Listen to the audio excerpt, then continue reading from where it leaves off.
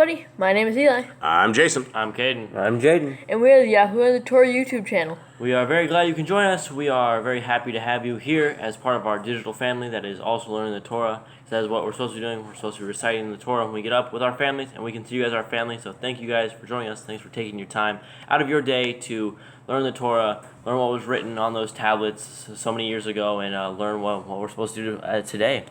Yes, and we must take every moment in life as an opportunity and thank Yah for every last moment that we have. And I've told a lot of people this before, and I don't know if anyone actually understands exactly what 10 pit bulls has in a house. And I guess we ended up with 10 pit bulls because Cade, 5-6 years ago? How old, 6 years ago or something, we had 2 pit bulls. We had 3 pit bulls, total 3, and a mother, a father, and another half pit, Jerry. And Cade left the door open, and so we ended up with a pack.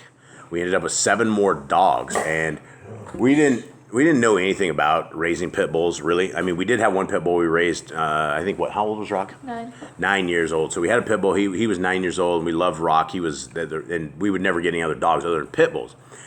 So I guess our problem is that we fell in love with these little puppies, and everybody fell in love with them. And from the very beginning, they've always been lap dogs, and they've been our family. I guess if you want to say that there was a secondary family, this is it. And they live with us, they dine with us, they live their entire lives. We're right next to them at all times. But they require full-time babysitting, and we have things that we say like, don't trigger the pack. And, I'll knock on these guys' skulls, and I'm like, whatever you do, don't trigger the pack. And there's a lot of ways you could trigger a pack. And, I mean, literally dropping a chunk of chicken on the ground when the pack is sitting there eating could trigger the pack. It could be very bad. We do things in almost like a prison-style method. And sometimes things get out of hand. Sometimes it becomes dangerous. And when I say that if you guys appreciate what we're doing here, it's not a forever thing. Like we ran into an incident yesterday, and I'm not able to use my hands anymore. I have 2 fingers left. I literally have 2 fingers on one hand, and we were in the back room, or Jaden was in the back room, and he was clinging. And I'll tell you something about it. You guys have probably never been, I'm just telling you from experience, you've probably never been in this. If you've ever been in a real fight, and those who have been in a real fight will understand that there's moments of the fight that you can remember, and then the longer the fight goes the way, you don't remember anything anymore. The same applies for this trauma with the pit bull. And so, Jade, explain what you remember from this. So I was cleaning out a tub. One of the dogs was back there sniffing, Panthro, and Lion-O came back there. He was kind of happy, so I started petting him. I told him to go back to the living room, and all of a sudden a fight started. And this is where we failed completely is it's got to be a contained pack. You got to contain the pack, right? You can't let them, you open the doors, you let them out. When they go to the bathroom, you follow them out with the bathroom. If they're outside, you're outside with them. If you're inside, you're inside with them. You just don't let them go.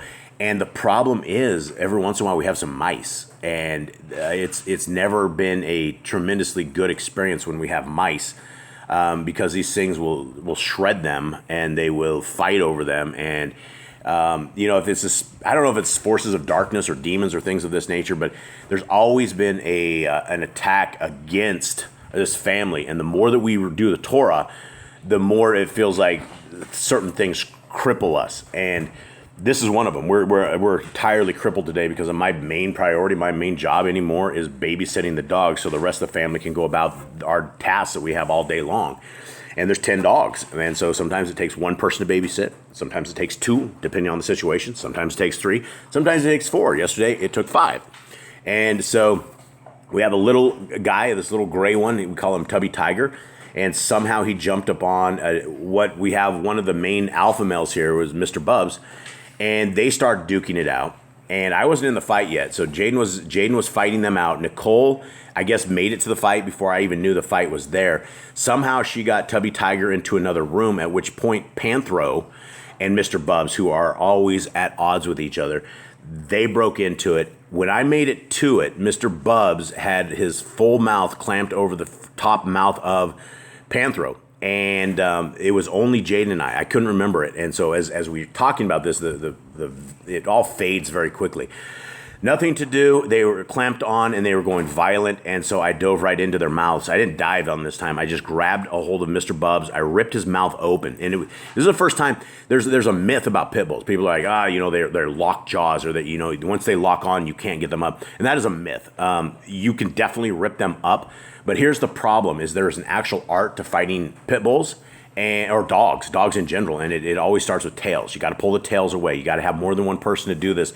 And I fought dogs before, like these dogs, when there was nobody in the yard but me, and so it ended up with me fighting a couple of dogs. Then the problem lies is when you break them up, you have other dogs. They get all excited. It's like the thrill of the fight, and it is probably one of the most stressful situations ever. So as I was pulling up Mr. Bubs' mouth, we were unable to pull them apart because it was only Jaden and I at that point. And so Mr. Bubs clamped down on my hand 4 times. I remember 4 or 5 times it just went pop, pop, pop, pop, and my hands were in his mouth. And so I have about 20 or so, my entire hand, my entire left hand is black and blue. I have use of 2 fingers on my left hand. My right hand is it's all jacked up. And I don't remember exactly how it went, other than at some point Nicole came back after getting rid of Tubby Tiger into a room. Eli was there with our tasers. We have tasers. I mean, we have an actual battle array that we fight the dogs with when this happens, and it does not happen enough that it happens odd times, very, very odd times, and it's usually when we are trying, or we're headstrong into Torah, or we're the demons are really trying to take us out. There was really no cause for that fight yesterday. There was really no reason, and they've been calm for a very, very long time. So, as much as Barkley laughs at a dog bite, I'm like literally crippled. My hands are completely turning black and blue, and I have no use in my left hand. Mine is my 2 fingers, and it really hurts to move that. And Jade got owned somewhere in his hand. The dogs, for the most part, Mr. Bubs lost a tooth, and that's unfortunate, but he is the alpha, so I hope he loses all his teeth, and then I would have less bites on my hand and like this. But there's there's a courage, I guess, of Boss Clan, or either a stupidity or a courage. And we keep asking ourselves, why didn't we get rid of the dogs? And I keep thinking of our dogs leaving, and these dogs that have been with us, that they literally sleep with the boys. Three dogs sleep with one boy, 3 dogs sleep with another one, 2 dogs sleep with another one, and we have a couple that are roaming out, and they're a part of our family. And I don't know any other reason that we do what we do other than we love these things, and they are our family, and I would never give up on my human family, and I'm trying not to give up on my dog family. So this is probably the worst. I don't know if it's the worst bite. I've had worse bites. I think I got one in the wrist a while ago, like a year ago or something, but that one hurt pretty bad. That one disabled my right hand, but I've never been both hands disabled. So I will not be running this. I will have Eli sitting here being my little tonto on this. He will be my sidekick. And again, this is the life of Boss Clan. So as you guys are reading the Torah, if for some reason you guys never ever hear from us again, when we've had some kind of terrible tragedy, it could kind of go out like that. We will try to update everyone and let everyone know where we are at, what we are doing. But as far as do I know that I will be able to rise up in the morning and all of us will be alive? We live in the middle of a very violent jungle with a bunch of violent pit bulls who we love with all our hearts. And for the 99.99% of the time, the pit bulls are very nice dogs. They're very good. They're very calm. And I do believe unclean spirits will use them and get in them, along with all of us, right? I see unclean spirits in all of us at certain times, and we must absolutely plead the blood of Yahushua and beg for forgiveness. But I have 2 fingers left, and I will say praise to Yah that I am able to use that, because I was able to feed myself this morning. Everything else, I couldn't put my shoes on. My wife had to put my shoes on. She had to put my pants on. It's a mess, right? And I'm one of those dudes who don't help me out of anything. I don't want help. I want to do this myself, even if I have 2 nubs left. And It is wild. So this is the life of Boss Clan, and I'm just telling you guys these stories because I don't know if you'll ever hear stuff like this where people have this kind of dogs. You'll hear somebody has 10 dogs, but they're all chained up and they're all different places. But actually having them in a family and keeping them without killing them, the other 99% of the time, it's about love, and it's about tremendous amounts of love. And we love these dogs, and it's literally a full-time job for me these days to pet the dogs, love the dogs, tend to the dogs, and they're like little human beings. So that's it. That's the end of the dog story. Eli, let's get ready to ramp up on this. We haven't had any commandments, and again, thank you guys, everybody, for spending this time with us and for doing, spending time with the will of Yah. And in the event that you don't ever hear from us again, we would encourage you guys that you guys continue on in this, right? This isn't, we're doing a Bible study together, but this is something that everybody can do. You guys can all look through the commandments and, never, ever, ever take your eyes off Yah. Even if Boss Clan is gone, we don't post for whatever, whenever, never, ever take your eyes off Yah. That's the most important thing. That's the only thing that matters. And, especially in the time that we are in. All right, gentlemen, everyone good? Anyone have anything to add? Everyone's real silent. This family's crushed. We are all crushed this morning. Stressful, yeah. Beyond stress. I mean, this, you want to talk about PTSD with soldiers and things like that. In the 5 years we've had these pit bulls, I believe all of us have some level of PTSD. And as pit bulls live 10 to 12 years, and as these pits start dying off, it's going to break our hearts. But with every pit that probably dies as the pain dwells and goes away, it will probably become a little bit of freedom to us. And so it's just a weird life that we ended up in. And it is what it is. So let's continue on. Exodus 39, all glory and power to Yah. All right, where are we at, Kate? What's going on right here? What did we just do? So last chapter, we built the ark, or the altar. Before that, we built the ark and the tabernacle and the tent of appointment. We had all those built. They put all the stuff, they overlaid all of it in gold.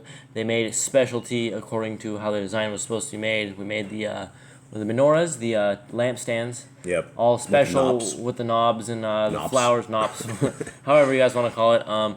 We had all these special utensils, basically all the priestly stuff. Everything was overlaid in gold, silver, and bronze, all the special colors. And now we're getting into more of the, I believe, which is more of the ark, or the altar. This is the priestly garments and what they call the ephod. And I will tell you, I don't know what that means. Does anyone know? I think the ephod is the headpiece. The headpiece. Okay. All right, let's begin. Exodus 39. And of the blue and purple and scarlet, they made cloths of service to do service in the holy place, and made the holy garments for Aaron, as Yahuwah, my little sidekick got me, as Yahuwah commanded Moshe. Here, I'll use my one nub. Here. I can't hold it down. And he made the ephod of gold, blue, and purple, and scarlet, and fine twined linen. And they did beat the gold into thin plates, and cut it into wires, to work it in the blue, and in the purple, and in the scarlet, and in the fine linen, with cunning work. All right, mine said threads, not wires. Okay, so what does it say? Cut it into wires. So it must wires. Do you think of like a metal wire? Or something? What does it say in the king? King's usually what it is. Wires. Wires. Yeah. So this is real close. Wires too. Wires. Mine Yeah. says threads. Okay. Well, Threads makes more sense because we're making clothes, not metal. Yep. They made shoulder pieces for it to couple it together. By the two edges was it coupled together, and the belt of his ephod. So there's what's it? Ephod, is that the hat? Shoulder garment. Okay, so the belt of his, does it say shoulder garment? Shoulder garment. Okay, so ephod is a shoulder garment. And the belt of his shoulder garment that was upon it was of the same, according to the work thereof, of gold, blue, and purple, and scarlet, and fine twined linen, as Yahuwah commanded Moshe. And they wrought onyx stones enclosed in ouches of gold, graven as signets are graven with the names of the children of Yahuwah, Yashrael. Sorry. What are the ouches on yours again? Engraved as signets. Signets. All right. Engraved them like a seal in the NIV. So placed in a Enclosed in ouches is what it says of gold. placed in plated work of gold. It says that they mounted the onyx stones in gold filigree settings and engraved them like a seal. Okay.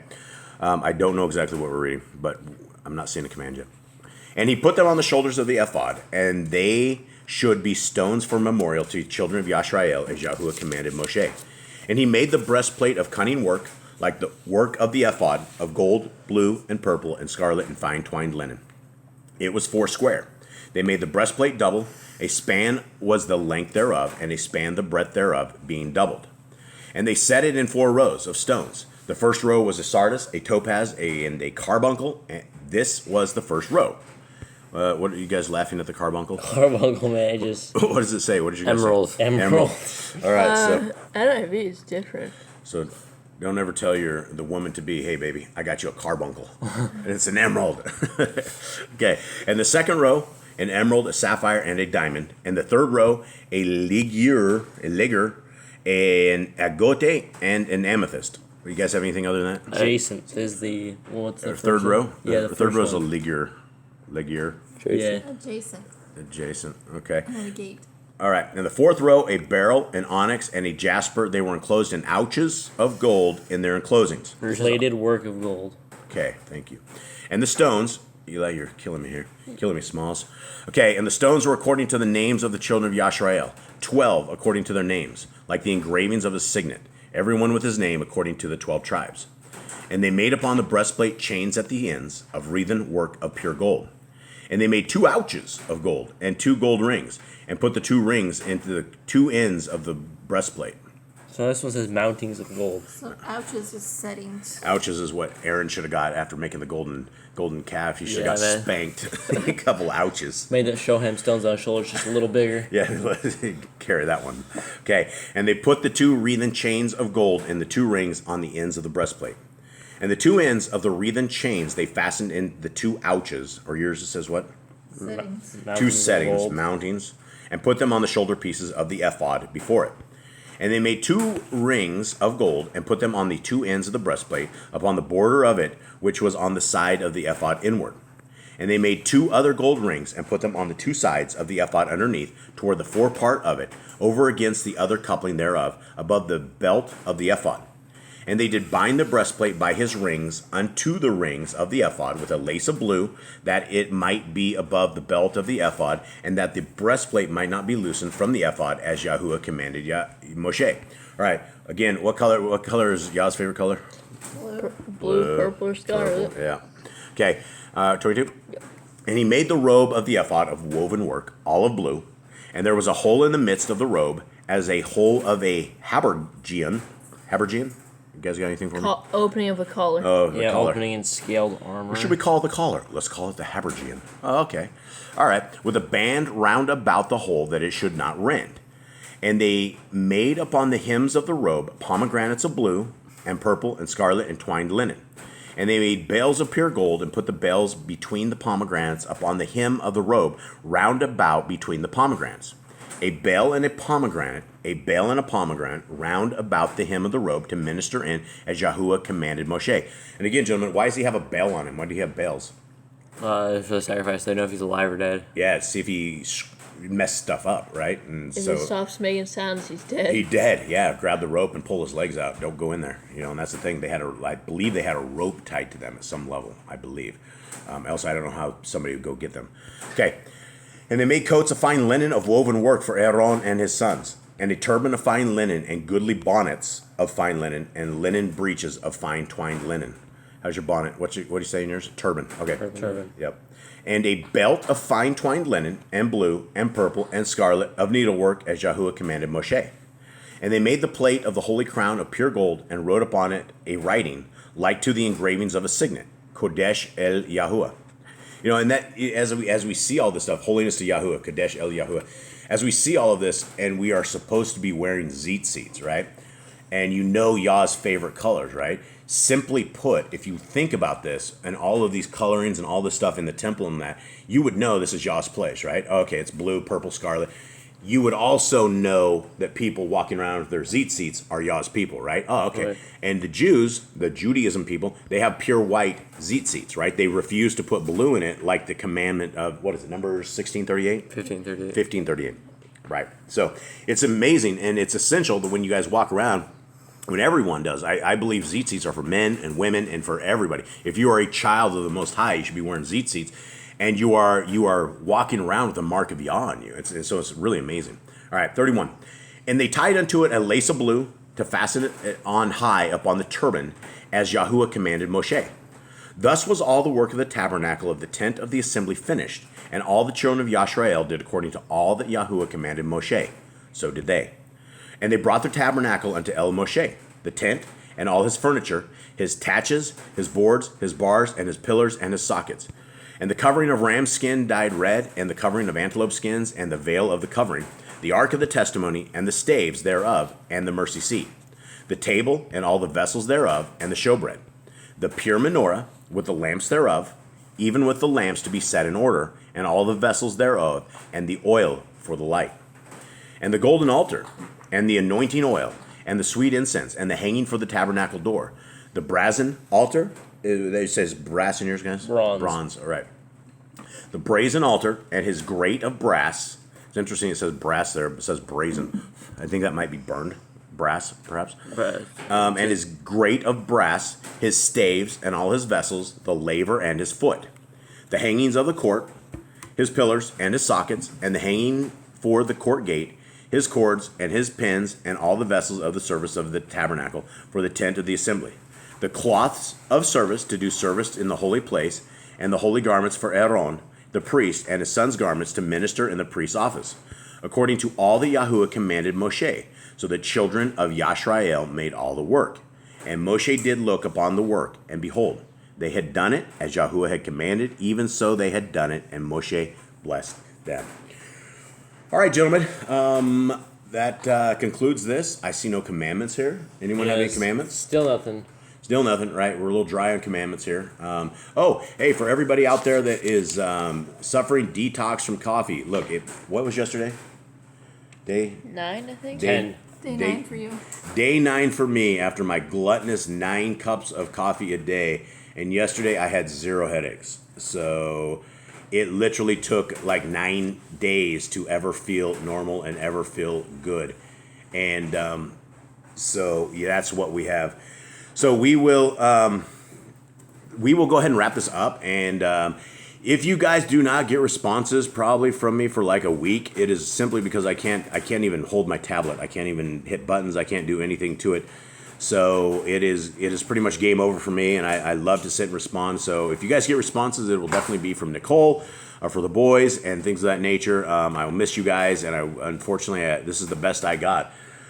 Anyone have anything else? No. Not much. Just read your Bibles. Anyone want dogfight today? No. No, please. Yeah, no, definitely No, not. don't ask for that. No, we're not asking for that, and it is unfortunate what happens, and I guess everything is in Yah's hands, including I don't know so much as if you would be able to have another family that was equipped enough, and I don't even know if we're equipped. We're crazy at this, equipped to deal with pit bulls like this. So I know that we have the messengers of Yahuwah that are here. And even though we all get a little bit up, a little chopped up and things of that nature, we're not dead yet. And like always, if for whatever reason Boss Clan doesn't get back up here and we don't get the Yahoo and the Torah going, this is on you guys, right? This is we're passing on the relay stick, and I hope at one point we will all meet each other in the Shaimayim and give you guys huge grizzly hugs, high fives, and just congratulate you guys all, because it has been a crazy road. It has definitely been a crazy road, and it's only going to get crazier for all of us. So the powers that be do not have anything well intended for us, and so we must power on and endure to the end, and that is very important. All right, so with that, everybody, I would like to bid everybody goodbye. All right. Shalom. Shalom. All right, have a good day. We are out.